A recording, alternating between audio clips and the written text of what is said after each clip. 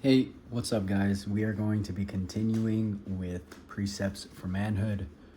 I believe it was part 2. This is going to be part 2.5 because the base precept was Philippians 4. I believe we started around verse 10 and it ended around verse 13.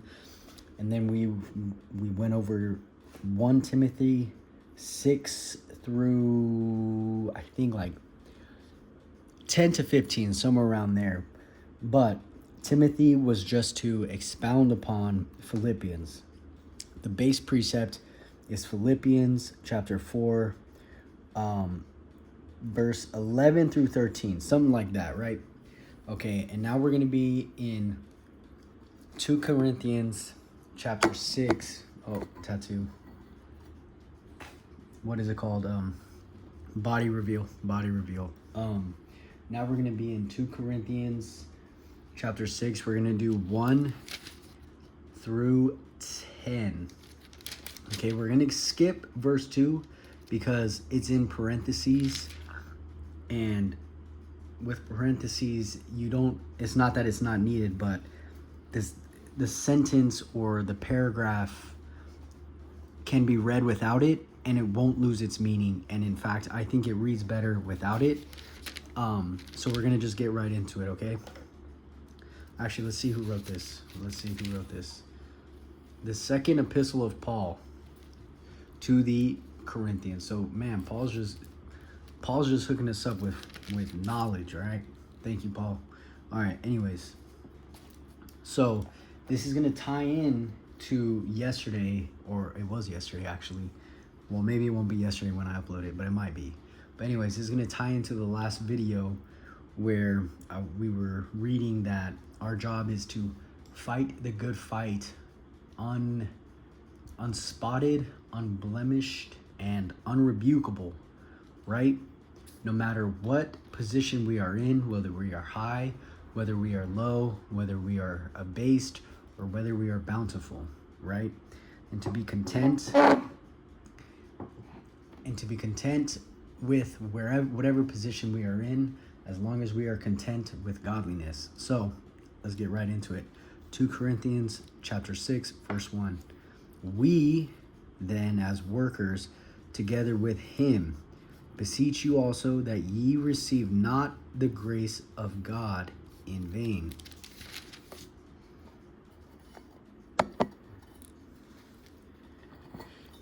Giving no offense in anything, that the ministry be not blamed, but in all things approving ourselves as ministers of God, in much patience, in afflictions, in necessities, in distresses, in stripes, in imprisonments, in tumults, in labors, in watchings, in fastings, by pureness, by knowledge, by long suffering, by kindness, by the Holy Ghost, by love unfeigned, by the word of truth, by the power of God, by the armor of righteousness, on the right hand and on the left, by honor and dishonor, by evil report and good report, as deceivers and yet true, as unknown yet well known, as dying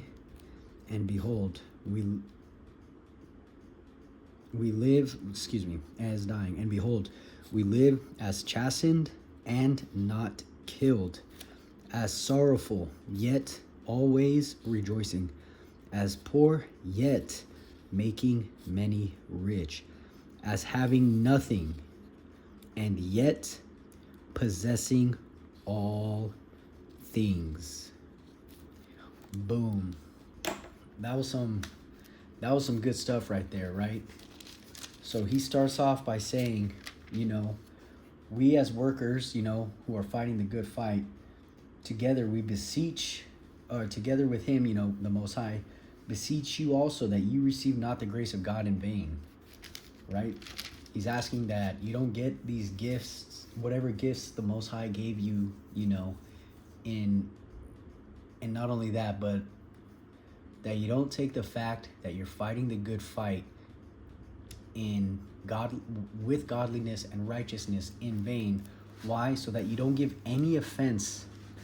You don't give offense in anything, so that there's no blame to be put on, if you want to give it a religion, on Christianity or on the Bible or on the book. You give no offense to what the Most High has given us through his word, right? And it kind of goes into what we were talking about yesterday, when we have to follow his commandments to the best of our abilities, so people can't be like, oh, this guy talks this, but he's a hypocrite and does this. He's sinning all the time, but he talks like he's not, right? So he's asking that we don't receive the grace of God, that the Most High has bestowed his Spirit upon us to do better and be better, and to walk righteously, and to not be a scumbag, and to not go down the path of perdition, which we learned yesterday is damnation. So that we give no offense in anything, so that the ministry be not blamed. So that way, in the news they say, oh, a group of Christians did this, a group of Christians did that. I'm not trying to put a label on anything in this book. I'm not saying this book is for Christians. I'm not saying this book is for Jews. I'm saying that this book is full of laws, statutes. Oh, look at that, Deuteronomy. Laws. Let's go to some laws real quick. Sorry, a little sidetrack.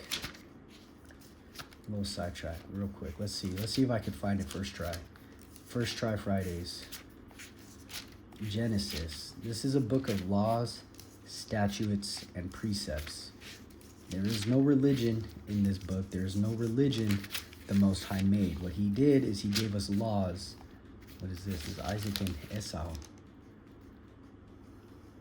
Boom. Anyways. But let's see. Off the top of my head, it should be Genesis 20. No, it's not. All right, that's okay. Let's see. Anyways, man, I can't find it. That's okay. But anyways, he gives us laws and commandments and statutes. So he's asking us not to do anything that would bring shame or blame on these laws, statutes, and commandments. Like I said yesterday, but in all things approving ourselves as the ministers of God. So in everything we do, we're proving to those people around us, like, hey, this person actually does walk with righteousness. This person, let me make sure I'm speaking loud enough. This person actually does walk with righteousness. This person actually does follow the laws, statutes, and commandments in the Bible that were laid out by the Most High through the lawgiver Moses, right? So we can prove ourselves, but we are to approve ourselves as the ministers of God in all situations, no matter what's going on. And like I said yesterday, we do that by following his laws, statutes, and commandments, unblemishable, right? And then he gives examples, like when you have to do it, or how you do it. In much patience, in afflictions, in necessities, in distresses, all these things, right? By the word of truth, by the power of God, by the armor of righteousness, by honor and dishonor, evil report and good report. People will, unfortunately, they'll tell lies about you. They might spread rumors. They might gossip about you. People might go behind your back and do things to try and sabotage you. A whole plethora of things. But what do? We still walk in righteousness. We still follow his commandments. We do not stoop to their level. We don't do any of that, right? Why? Because we know that you reap what you sow. And though a sinner be bountiful for a while, he thinks he's going to be okay. But once that sin catches up to him, he's going to get paid in full for everything at once. And I believe something along those lines is in the book of Ecclesiastes. So we don't worry when people are doing these things to us. We don't worry what position we're in, where is he at? whether we're imprisoned, right? Because I believe a lot of the apostles and a lot of people in the Bible were wrongly imprisoned, but they didn't curse God. They didn't do anything like that. They stayed faithful. Why? Because they knew that in the end they would be protected. The Most High would get their back. The Most High would persecute their enemies and all these things. Like we can look at David for an example. He was pursued by, I believe, Saul, who wanted to kill him for, I don't think he was jealous, he was envious, boom, right there, which, you can argue and say there's no reason, because there's never any reason to be jealous or envious of anybody. But Saul wanted to kill him, and, when David had the chance to kill Saul, he didn't. He simply cut a piece of his garment, and then I think like the next day or later that night, he was like, look, Saul, I could have killed you, but I didn't, right? And that's essentially what David was, David was giving no offense to the ministry so that the ministry would not be blamed, right? Because imagine if David did kill Saul, everyone would be like, wow, King David, God's anointed, he just sinned crazily, right? And we know David did sin crazily. He committed adultery by, I forget the gentleman's name, but he fell in love with, and I forgot the woman's name, but that's okay. He fell in love with another man's wife, sent that man to battle on the front lines so that way he could marry that wife because he got her pregnant, right? And that's adultery. You can't sleep with another man's wife. Adultery is you cannot sleep with another man's wife, right? So, I forgot where I was going with that. But anyways, oh yeah, because, people will do these things to you, evil things, fucked up things, but it's not on us to try and get revenge or to stoop to their level. What do? We keep walking in righteousness no matter what. We keep doing what we're supposed to do at all times. And we know that we'll get repaid doubly in the end, triply, 7 times more. But we know that we will get our payment in the end because you reap what you sow.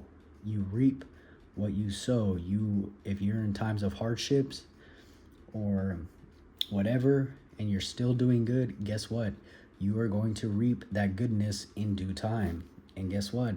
If you're in hardships and you do bad things, you are going to reap the bad things in due time. It's just the way it is, So he just gives a list of a whole bunch of things, And then my favorite part right here is, as poor, yet making many rich. Why is that?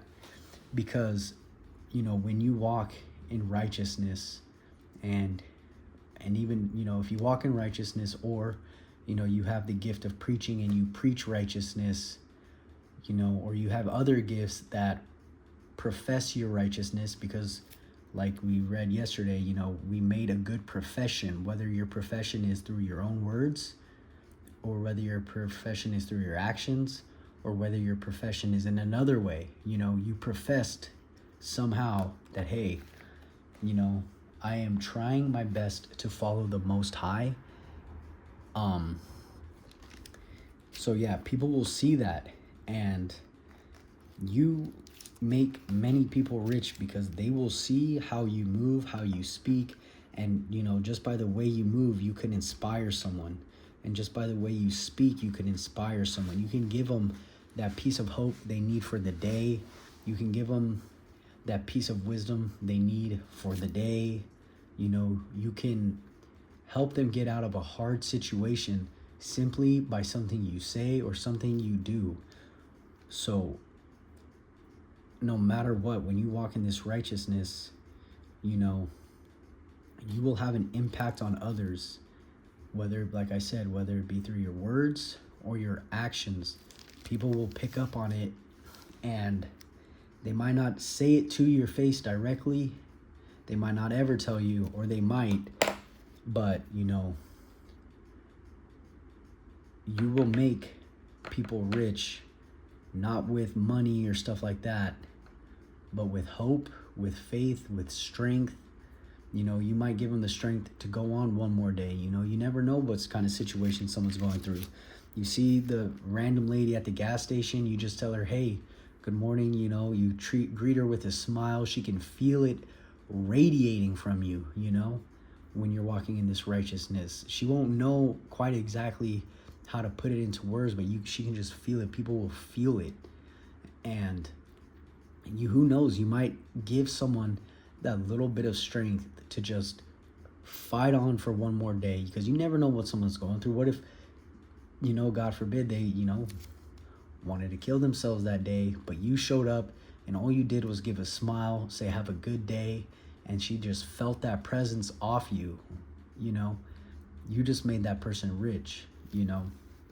So I like that part. And then the last thing, as having nothing and yet possessing all things.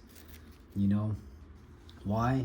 Because we already know that when ye seek ye first the kingdom of God, all shall be given to you. You know, and we know that in this life, you know, don't lay up your treasures in stores, in banks and stuff like that. Why? Because moths and robbers can get it. But lay up your treasures in heaven, right? When we lay up our treasures in heaven, you know, I just believe that that means, you know, that this wisdom, this knowledge, this understanding, this gain that we get from the book, that's with us forever, you know. You can't lose that. So you might not have anything, you know, but as long as you got this word, you got this wisdom, you got this understanding, you have everything you need to keep pushing forward. And not only keep yourself pushing forward, but, you know, at a certain level, you'll be able to push other people forward, you know, whether it be through your words or your actions or however else. You know, I don't know how many gifts the Most High can give you or give people, you know. My thoughts are not his thoughts. But when you have this word, this wisdom, you have all you need. That's all you need. So we might have nothing, but yet we are possessing all things as long as we are walking in righteousness, fighting the good fight of faith, and doing our best to walk blamelessly so that we don't put the blame for any of our actions on to the laws of the Most High, right? So how does that tie into precepts of manhood? Let's see. Give me a second to gather my thoughts. Because like we read yesterday, we have to be content in all situations. Whether people are lying on us, whether people are telling us, giving us so many praises, whether we're wrongly imprisoned, whether we're fasting, whether, you know, there's evil reports being talked about us, good reports, liars, people telling the truth about us, whether we're unknown or well-known, whether we're dying or whether we're living, you know, we're still going to do this. And then right here, it says, as chastened and not killed. Why? Because, you know, when you're walking in this righteousness, we already know the enemy, the deceiver, you know, he's going to, look what happened to Job. He's going to do things to see if he can get you to break, right? So we're going to go through chastenings. We're going to go through hard times, but we're not killed. And as long as we can live another day, we have another opportunity to walk in this righteousness and fight the good fight. So no matter what, be content with your situation, because we know that contentment with godliness is much gain. And even if we have nothing, we have everything. So tying back into Philippians, be content in any situation, because we know that we are strengthened through the Most High and his Son. So no matter what's going on, always give praise to the Most High. Always and in all ways give praise to the Most High. And with that being said, All praise to the Most High. Thank you.